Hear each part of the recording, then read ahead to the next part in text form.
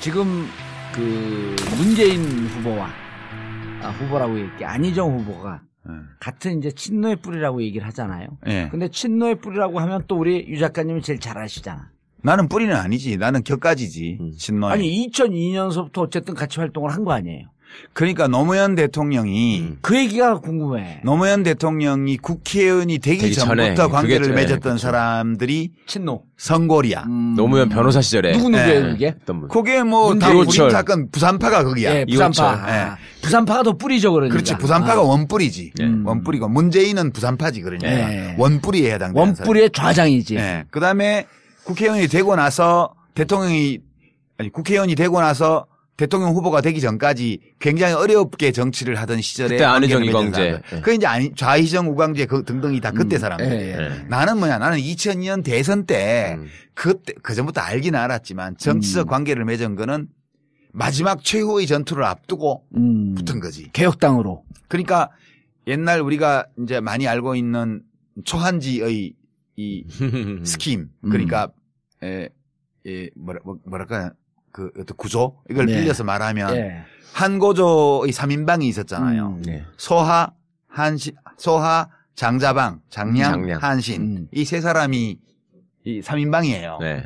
근데 한고조가 미천한 시절에 동네 깡패 건달 시절에 30cm짜리 단도 하나 들고 다닐 때 그때부터 이 유방을 알아보고 따랐던 사람이 소하예요. 그다음에 그다음에 장자방은 나중에 그 미천한 신분에서 벗어날 수 있게 해준 사람이에요. 장량은. 그다음에 맨 마지막에 합류한 게 한신이 소하의 추천으로 한신이 저 항우 진영에서 별 볼 일 없는 하급 장교로 있다가 이쪽 유방 진영으로 와가지고 그냥 총사령관이 돼버렸잖아. 그러고는 항우와의 결정적인 전투를 7번을 이겨요. 7번인가 그럴 거야. 모든 결정적인 전투는 다 한신의 책략으로 이겨요. 근데 나중에 어떻게 돼요? 소하는 재상이 돼가지고 천수를 누리면서 수십 년간 부귀영화를 누렸고요. 장량은 죽기 싫어서 도망갔어요. 무슨 승천하는 도수를 익힌다고 계속 사표를 내다가 결국 성공해서 도망쳤고요. 안 죽었어. 그다음에 한신은 자기가 공이 크다고 죽었죠. 계속 자랑하고 다니다가 유방 와이프한테 넘어가가지고 그 종탑에 목 잘려 죽었잖아요. 그러니까 그 차이예요. 그 차이인데 이 부산파의 정서는 노무현 대통령이 그냥 인권 변호사 시절에 맺어진 관계를 토대로 하고 있어요. 이제 뿌리가 제일 깊어. 그다음 안희정은 동업자예요. 노 대통령 표현에 따르면 문재인은 친구. 안희정은 동업자. 유시민은 자원봉사자. 자봉에 불과하시다. 나는 자봉에 불과한 사람이에요. 자봉인데 자봉 열심히 했고 좀 뭐 일도 좀 할 줄 안다고 정규직으로 찍어, 정규직으로. 그러니까 일단 계약직으로 잠깐 써뒀죠. 그런 정도. 근데 계약직인데 열심히 했고 일은 잘해. 뭐 그런 정도 평가. 자, 그러면 지금 그 문재인 그 부산파와 안희정 금강파 뿌리가 틀리잖아요. 뿌리가 틀리죠. 아니, 왜냐면 제가 양측을 뿌리가 다르지. 양측을 우리 이제 유 작가님한테 묻고 지금 이제 그 둘이 계속 갈등 관계가 어떻게 될 거냐라고 하는 게 무척 궁금해하는 사람들이 많아요. 그래서 양측을 다 깊이 취재를 해봤더니 완전히 이게 뭐 적대적 골이 아니라 완전히 다른 집안이야. 문화와 분위기가 좀 달라요. 그러니까 친노라고 하는 큰 울타리에 있을 뿐이지. 그래서 저기는 제가 보기에는 노무현 대통령은 문재인과 부산 친구들은 동지로 본 것 같고 이쪽은 동업자라고 실질적으로 표현했기 때문에 동지보다 친구에 가까워. 친구 동업자야. 친구 동업자 자원봉사자 이렇게 세 그룹이 있어요. 친노에는. 지금 자원봉사자 어떤 사람은 이거를 성골, 진골, 육두품 이렇게 얘기하기도 해요. 나는 육두품에 들어가요. 육두품. 육두품 중에서 좀 잘 보여갖고 출세한 놈. 그런 거에 해당되고 지금 그렇게만 있는 건 아니에요. 사기꾼도 있어요. 겉으로 친노라고 하면서 알고 보면 그 팔고 다니는 놈들. 그게 제일 많아 지금. 아니 물론 족보 위조해서 만들어가지고 선골에 들어가기도 하고 진골에 들어가기도 해요. 근데 그건 다 표시나. 그러니까 지금 노무현의 친구와 노무현의 동업자가 지금 예선에서 경선을 치르게 돼 있어요. 양강구도예요 지금.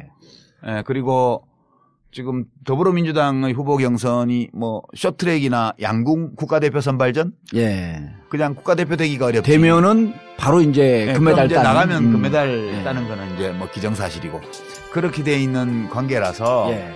저는 뭐 그렇게 갈등이나 이런 것이 심해질 요소는 별로 없다고 봐요. 왜냐하면 이제 안희정이 1등이고 문재인이 2등이면 갈등이 깊어질 텐데 문재인이 이번밖에 기회가 없기 때문에. 예. 근데 문재인이 1등이고 안희정이 2등이어서 문재인은 이번밖에 기회가 없지만 안희정은 다음에 또 있으니까 예. 이런 요소들이 있기 때문에 갈등이 아주 심해지지는 않을 거라고 봐요. 예. 갈등이 심해지지 않을 거다. 예. 뭐 심해질 이유도 별로 없고 서로 다 아는 처지에 글쎄, 뭐 싸움 얼마나 싸우. 왜 갈등이 있을 것 같아요? 봉도사님은 보시기에? 저는 갈등이 심할 것 같아요. 네? 뭐 그런 취지로 물어보시는 것 같은데 그러니까. 왜 갈등이 있어요, 그게? 아니 근데 왜 이제 저는 갈등이 있을 거라고 보는 게 본인들 사이하고 캠프 사이에서는 겉으로는 아주 조용한 척하는데 정중동 싸움이 세게 붙을 것이다. 그건 경쟁 관계인데 그럼 아니 근데 그건 뭐냐면 당연히지. 이거를 진흙탕 싸움으로 갈 것 같은 조짐이 보이는 거예요. 진흙탕까지 간다고요? 그럼요. 지금 이제 글쎄. 그냥 흙탕물 좀 튀기는 정도겠지. 문재인 후보는 이미 검증의 강을 여러 번 거쳤잖아요. 예. 근데 안희정은 지금 안 거쳤는데 네. 커뮤니티에서 계속 이제 안희정 까는 글들이 이제서야 올라오기 시작을 해요. 근데 문캠프에서 예. 안희정 후보를 검증하지는 않을 거예요. 그러니까 SNS 수사대들이 많잖아요. 지금. 예, 그건 시민들이 하는 거지. 그렇죠. 예. 그러다 보면 극렬 문바들이 하는 거지. 극렬 문바 그다음 극렬 안바가 붙다 보면 캠프까지 영향을 미치지 않겠냐 이렇게 보는 거죠. 그러기에는 후보자들이 잘 정리해야지 그런 거는 뭐. 아니 뭐 나오는 것도 사실은 진흙탕이라고 하기에는 좀 수준이 낮아요. 뭐 이명박하고 같이 웃으면서 사진 찍었다 이 정도지. 진흙탕이 되려면 뭐 그 정도는 애교지. 그러니까 뭐 마누라가 4명 있다더라, 뭐 사생아가 있다더라 이런 게 진흙탕이지. 금괴 숨겨놨다더라. 김종남을 죽인 게 사실은 나였었다. 금괴 얘기 정도는 나와줘야지. 그 수준은 아니잖아. 13위도만요. 뭐가? 문재인 후보가 금괴 3개 보유량을 200톤? 200톤. 그러면 이번에 대선 전망을 좀 한번 해보시죠. 후보, 당내. 바뀔 것 같아요? 안 바뀔 것 같아요? 그런데, 그냥 추세를 보면. 예. 지지율 자체는 그냥 온 국민을 상대로 샘플링해서 조사했을 때. 예. 안희정 지사가 지금 올라가고 20%에 네. 육박한 걸로 나오잖아요. 돌파한 것도 있고. 하여튼 20% 수준에 걸쳐 있어요, 지금. 예. 문재인 대표는 30% 플러스 알파 이런 정도 있는 것 같고요. 격차가 별로 크지 않죠. 10명 중에 1명이니까. 예. 그런데 안희정 지사의 지지율 상승이 이 전반적인 거거든요. 그러니까 네. 야권 지지층에서만 네, 지지율이 올라간 게 아니고 예. 거기서도 올라갔지만 중도층에서도 올라가고 바른정당 뭐 심지어는 뭐 국민의당 무슨 한 자유한국당 뭐 이런 데서도 무당파층 이런 데서도 다 올라온 거예요. 예. 그러니까 경선에 참여할 정도의 강한 의지를 가지고 있는 시민들만 대상으로 놓고 보면 아직은 격차가 좀 크게 있는 편인 것 같아요. 그러니까 민주당 지지 성향 쪽에서는 예. 격차가 좀 크게 있다. 예, 그렇게 해서 하고 제가 주목하는 건 오히려 누가 이기냐 이런 것보다 더불어민주당이 이번에 경선 룰을 되게 잘 만들었더라고요. 아까 이제 일부에서도 제가 말씀을 드렸는데 예.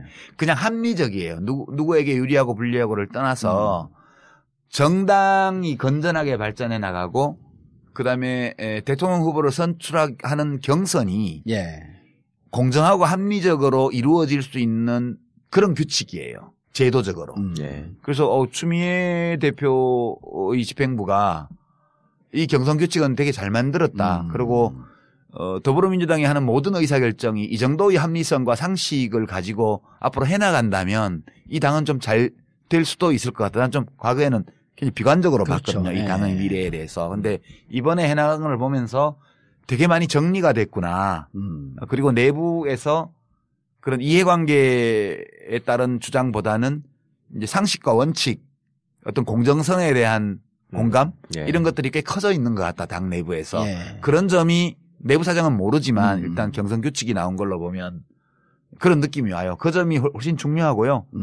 지금 여론조사만 보면 안희정이 나가든 문재인이 나가든 다 압도적으로 이기는 걸로 나오잖아요. 예. 그래서 이 경우에는 과거와 같은 이변이 나타날 가능성은 좀 더 적어요. 2002년도는 대세론 후보였던 문재인, 노무현.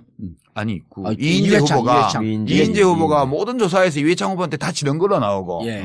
그때는. 예, 그다음에 노무현 후보는 넣으니까 일부 이기는 조사도 나오고 이렇게 되니까 그래도 해볼 만한 선거 아니냐 노무현을 넣으면. 예. 이렇게 해서 그게 엎어진 거거든요. 지금은 누가 나가도 그냥 다 이기는 거라. 누구는 되고 누구는 안 된다 이건 아니니까. 예. 그러면 후보 자체가 누가 나냐. 어떤 저 사람은 안 돼 이런 것보다 둘 중에 누가 나가도 심지어 이재명 후보가 나가도 이기는 걸로 나와요. 그렇죠. 지금. 나오더라고요. 그러니까 누구든지 나가면 이기는 거니까 그러면 여기서 판단 기준은 누가 나가야 이기나 이게 아니고 이게 2002년도하고 가장 큰 차이예요. 누가 나가야 이기는 게 아니고 누가 이번에 하는 게 좋지? 예. 아하. 그러니까 갈등도 심하게 안 갈 것이다. 그렇죠. 거기다가 1등 후보가 더 젊은 사람이고 2등 후보가 나이가 더 많으면 이번에 내가 해야만 되니까 무리하게 할 수 있을지 모르지만 2등 후보가 미래가 창탄한 사람이잖아요. 그러니까 갈등이 일어날 수 있는 객관적 조건은 아닌 거지 지금. 예, 저는 그렇게 봐요. 근데 안희정 후보를 개인적으로 이렇게 보면 그런 얘기를 해요. 나 페이스메이커 아니다. 그리고 그건 당연히 그래야지. 그럼 쪼다야 나 페이스메이커라고 그러지. 그리고 실제로 5년 뒤에 무슨 일이 있을지 어떻게 아냐. 알아요. 봐요.